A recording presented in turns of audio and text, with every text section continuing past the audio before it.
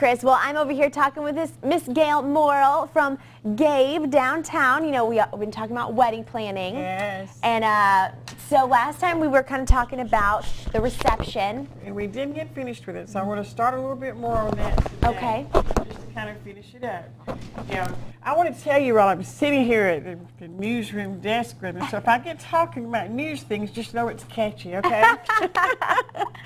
You're so sweet. Last week we were talking about making sure you have the right location to fit your budget, plus to fit your guest number.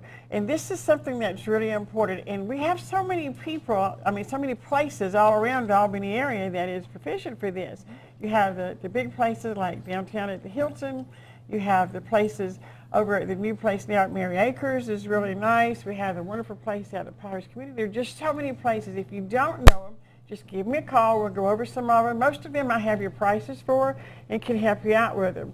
You don't have to have the reception at the same location as the wedding, but we're back to the budget. Yes. If you're having to pay for the location for the wedding as well as a different place for the reception, then consider combining them together at a location where you can do both. The things you need to ask is, can we have alcoholic beverages? If you're planning to have any type of alcoholic drink, you've got to know, can we have those here? How much is it going to cost? Is it going to be per drink? Is it going to be per head? Those are important things. And you need to get everything written down on a contract. It's absolutely imperative. You need to know, are they going to provide the tablecloths? Are they going to provide the chair covers if you want to have chair covers? Chair covers is kind of a thing that came into the scene over the last few years. And I want to encourage you, check out the covers of the actual chairs themselves. Chair covers usually cost you around $4.50 a piece, Melanie. Now you figure if you're going to have 100 guests, that's $450 right there. You can, if the chairs are in good condition and good color, you can take your pretty sash that cuts you back to like $250, and you say, well, gosh, that's not, well, yeah, that's $200 for 100 people.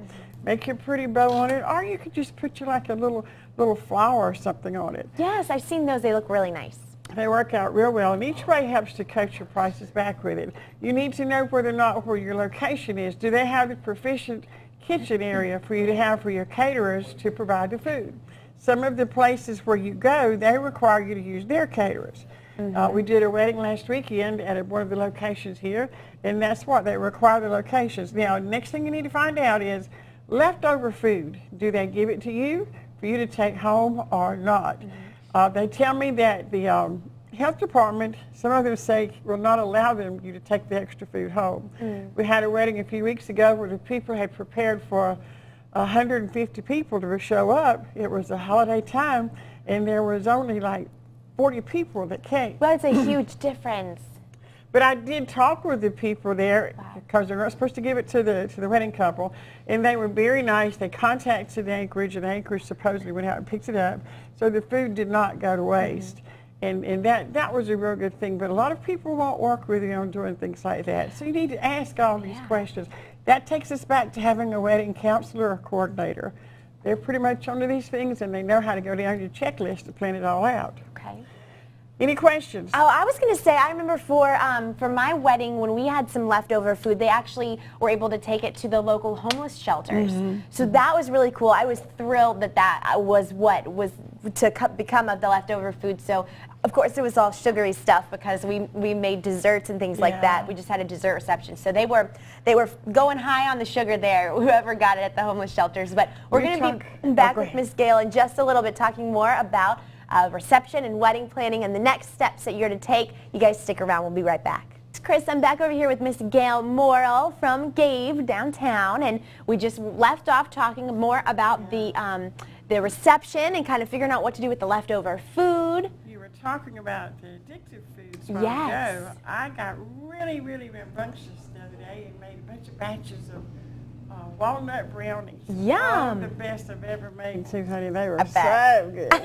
And I gave most of them away. We kept a few there, but I had a little box set aside for a friend of ours, a neighbor who stops by frequently, and he showed up last night, and I said, you're an hour too late. And Oh, he said, what do you mean? And I said, I done got into all your Christmas presents and I've eaten them all. Oh, no. It was like every time you go through the kitchen, that box was hollering, grab one, grab one. Seriously, I know what that's like. And I'm diabetic, so I'm usually real good in no. control of things like that. But I didn't make it then. I ate every one of those things. No. They were so good.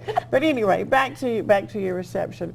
One thing when we talk about preparing foods and all, when our family's doing that, I have to add this to you every time. If you're doing a reception, unless you are like 100% sure you can trust the relatives with the foods, do not do a reception with a Margaret going to bring this, and then a Jim going to bring that, and my best friend over here is going to bring that, because you're going to wind up with nothing there. Now, I gave you the information last week, and I'm going to reiterate it today. You do not have to provide anything but a food and a drink. That means like a cake and some punch for a reception. It doesn't have to be a sit-down meal. It doesn't have to be a big buffet meal that, excuse me, costs you $10 to $15 a head. You can do it and still stay within that budget and have a good time. When you do it, the cake and the punch, you set a few chairs out for the older people that can't stand up for the whole time. Play some music so y'all can kind of wiggle around a little bit with it, you know. Believe me, y'all, I'm a wiggler. I love to get out there and just wiggle. Everybody thinks I'm kind of funny. I don't know why. Anyway, have a good time with your wedding. Have a good time with the reception. Don't worry about having to pay it for months and months and months to come. That takes away from it. I promise you, when you get married, even if you stay in that bond I've told you about, you're going to have troubles. There's going to be problems. You do not want finances to be one of them. So don't add to the load, but have a good time with it. But that's what I want to end. And we're going to end up today, right now, with receptions, with saying, find the place, decide on your food, stay within that budget. Okay. Don't get off your budget. And then next we're going to talk about our photographer. Ah, okay. Do we have time to start in that now, or do I need to give it? Okay, we're going to be back then. We'll be back in just a little bit learning more about wedding photography and what you should be looking for. All the stuff you need to know. Stick with us. We're back with Miss Gail Morrill from Gabe downtown, and you guys do so much more than just wedding planning, alterations, prom dresses. We do floral work. And you know, when I tell you we do floral work, we do all the floral work for the weddings, but we also sometimes do funeral pieces. Okay. A couple of weeks ago we did a casket cover. Of course, I had this funny gentleman walk in and he said, I thought you did weddings. I said, I am. Don't you prepare for the funeral too? You got to catch the humor in that now. I see. So you blew my joke. You should have laughed. Sorry. That was supposed to have been funny. You know what? Before we start, I want to say something. This morning when my precious gentleman over there opened the door for me, I told him, I said, ho, ho, ho. Merry Christmas, day after Christmas. And I thought this morning to myself, you know, when you see people going through the Christmas season, people try to smile more. You walk by the Salvation Army little tank and you drop a few cents in, and you're always so eager to try to help other people.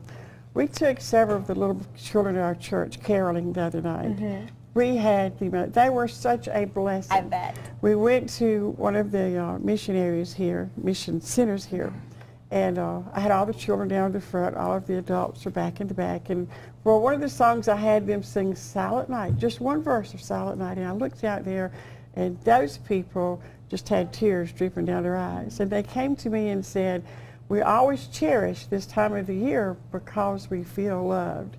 And one of the little boys heard it. He came to me and said, Miss Gail, why can't we do Christmas all year long?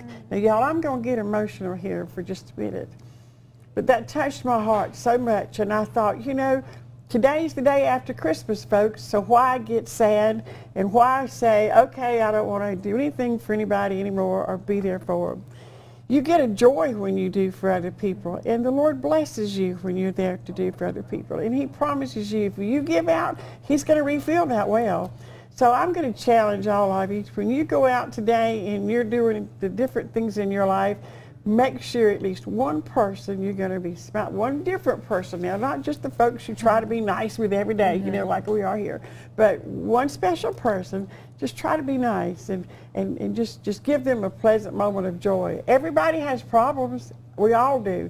But it's giving them to the Lord and letting Him work them out with us and helping us to be good to others who don't know that yet, you know, to help them to see. But anyway, now, so much for our preaching, and we're not passing the offering plates, so see how lucky y'all are? Now we're going to, oh, I'm already getting the break. Y'all are going to have to wait till next week about the photographer. I had to give a little preach this morning. But we're so glad that you said that. It's very true. So I hope that you guys are all able to heed some advice with that, and we thank you for sharing that. Thank you. You guys get on down to see her at Gabe.